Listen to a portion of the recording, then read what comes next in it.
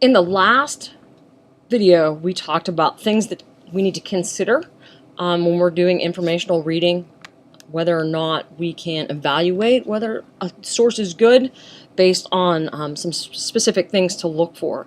So what I want to talk about with this one is how to do that when we're reading print sources versus electronic sources.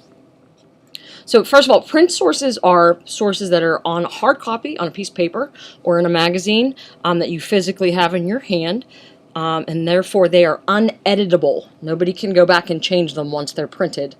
They can, of course, reprint, but the print source that you have in your hand is something that cannot be changed. Versus electronic, which we can access via the internet or via the interweb, where we're going to different servers throughout, even if it's not on the actual internet.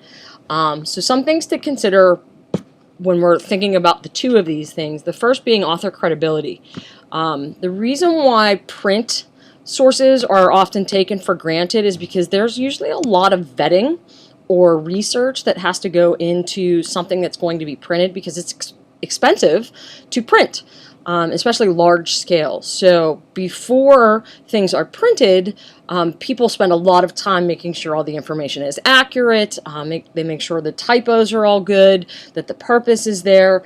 So you really kind of have to watch what you're going to print, because it's so expensive. And there are a lot of people that are kind of researching that versus electronic. And I talked about this a little bit last time, that anybody can publish on the internet. Now, clearly, when you get into more organized sources like CNN or Fox News, they have people that, they're a larger organization, so they have kind of people that are watchdogs for that to make sure it's not incorrect information. But you can create your own website at will, so there are a lot of sources out there that aren't necessarily reliable or haven't been checked by somebody else. So that's something to consider. Print sources, usually the author and the information has been researched and double-checked because it's expensive to print, versus electronic, where anybody can upload or write on the internet.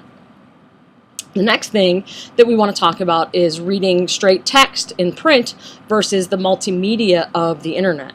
When I am holding that document in my hand, it kind of forces me to only focus on what's in my hand.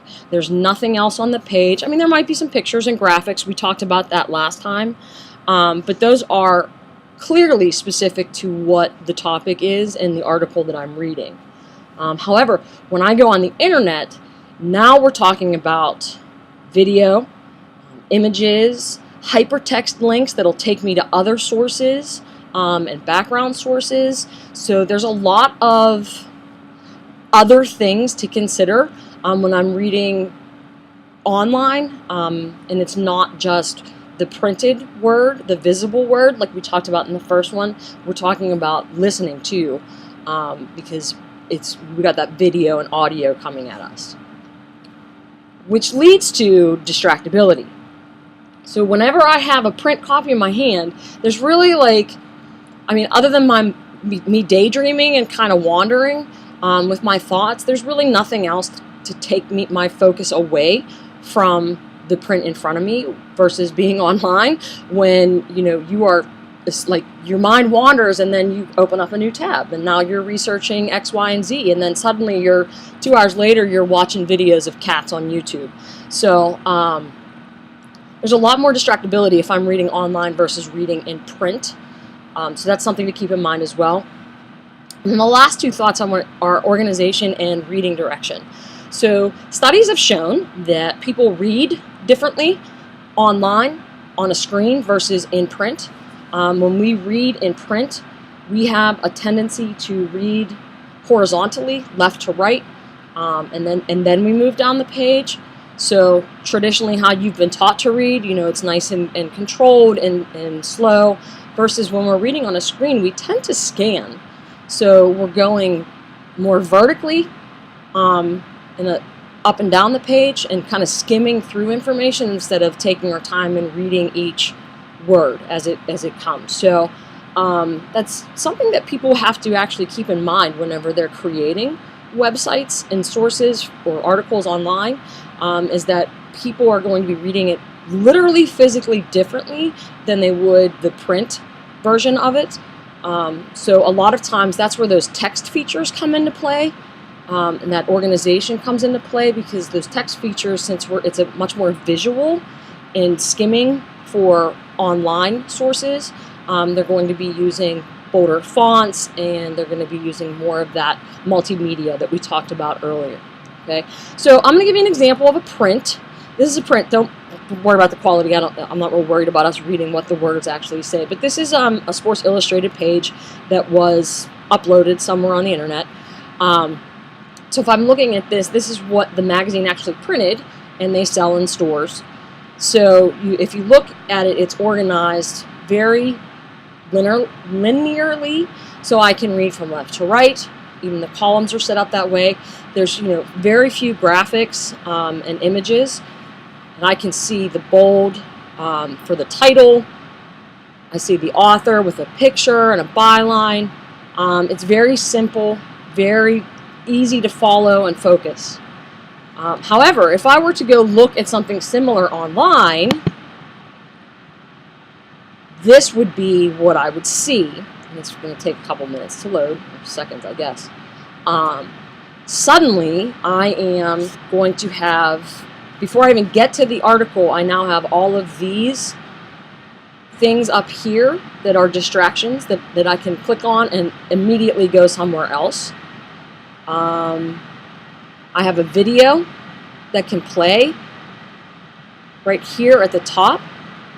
And then notice when I scroll down through that, that video usually pops up in the lower right hand corner. So they're making it harder and harder for you to pay attention only to the words, or they really want you to focus on the video. And then in the right hand column, if I keep scrolling, I have even more links to other articles. In the middle of the text, they take me somewhere else if I want to watch videos.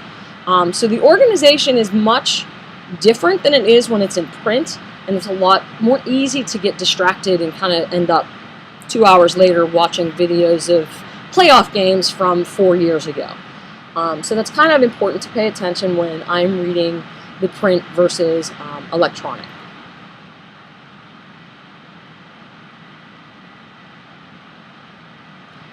So what we want to talk about now is kind of a summary of all the things that we talked about and things that you want to be good at when you are doing research. Because like I said, this is something that's going to impact the rest of your life. You are going to have to read online for the rest of your life. So it's really important that we have these kind of skills to apply for both our personal and our professional lives. The purpose. Everybody has a purpose. Whether or not I'm looking up scores or I am researching a medical condition, like I referenced before. You should always skim to familiarize yourself with the organization and the structure before you actually start reading.